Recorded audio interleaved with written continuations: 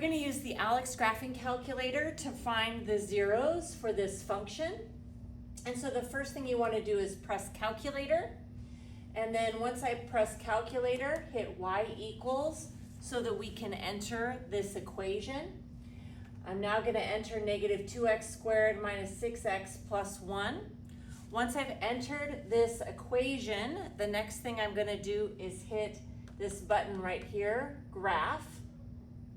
You'll notice that once I hit graph, I have the parabola, and ultimately I want to find where this parabola is crossing the x-axis. So those are also x-intercepts in this case, but finding the zeros, what number are you going to plug into this equation to make it equal 0? Okay, so to find these, the feature that we're going to use is the 0. So if I hit 0 there, I want to place some lines that are on either side of where it's crossing. Currently they're here, and I want to move them to here. So a number to the left of negative, like right around there, is negative 4, and to the right is negative 2. Now I've moved those two lines so that one's on either side. Once I get those on either side, I'm ready to hit find 0.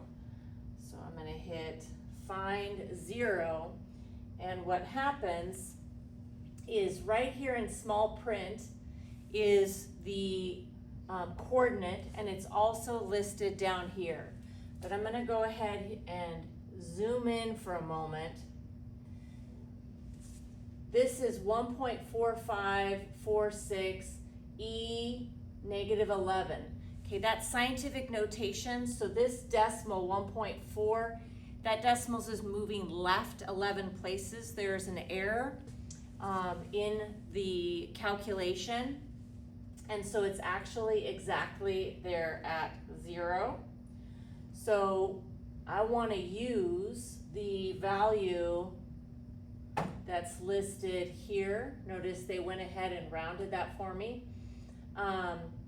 My final answer then, if I'm going to the hundredths place value, this 8 is going to make that a 6.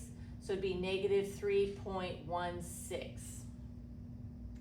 I'm just going to only do this one time, but if you wanted to find both of the zeros, I would repeat this process. I'd hit y equals, and I'd once again select the button 0 because that's the feature we're using.